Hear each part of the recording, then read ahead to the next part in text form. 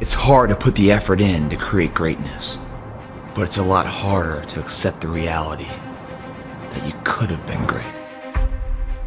People want to know how to stop the laziness. They want to know how to stop the procrastination. It's this fear of discomfort. People have this extreme feeling in their mind when it comes to their associations with exercise. They want to avoid discomfort. They feel like any type of exercise is just like something to be avoided. That's not for me. That I don't want to sweat. I don't want to strain. And a lot of times this association that they have is about the beginnings of getting in shape. It's not about once you're actually fit.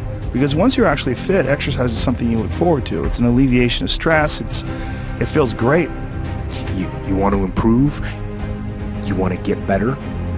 You want to get on a workout program or a clean diet? You want to start a business?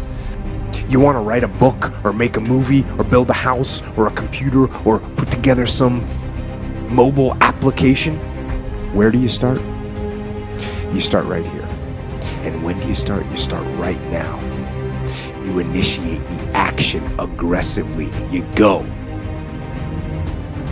So instead of fighting the enemy at its strength, as you're about to go to the gym thinking, oh, how tired you are, how you had a long day, you got an early morning to get up, I don't want to go to the gym. Instead of thinking that way, which is the strength of the enemy, which you cannot beat with willpower because it's too strong.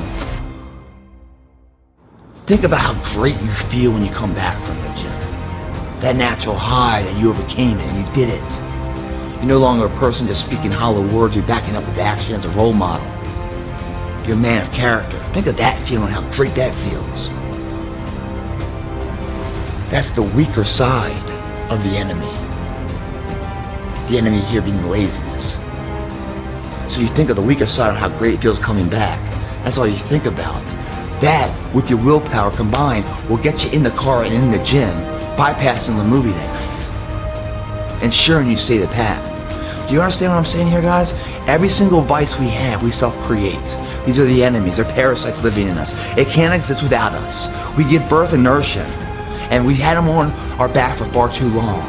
Years and years, they've grown up to these fucking monsters now. They're strong as shit.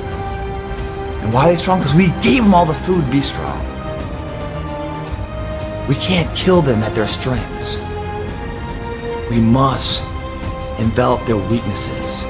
And so instead of looking at it like, oh, I've got to go grunt and sweat, I'm thinking I'm not going to feel good. I'm not going to feel relaxed. I'm not going to feel carefree. And I'm not going to feel even appreciative, like my appreciation of things. And it gets enhanced greatly after exercise. I just feel better. I feel like I can take things in for what they are rather than, whatever sensory data that I'm getting from any event is just one more distraction that gets in my way. And that's a lot of times how I look at things if I'm overstressed or if I'm working too much. Like our bodies, for whatever reason, most people, their associations are to avoid anything that's uncomfortable.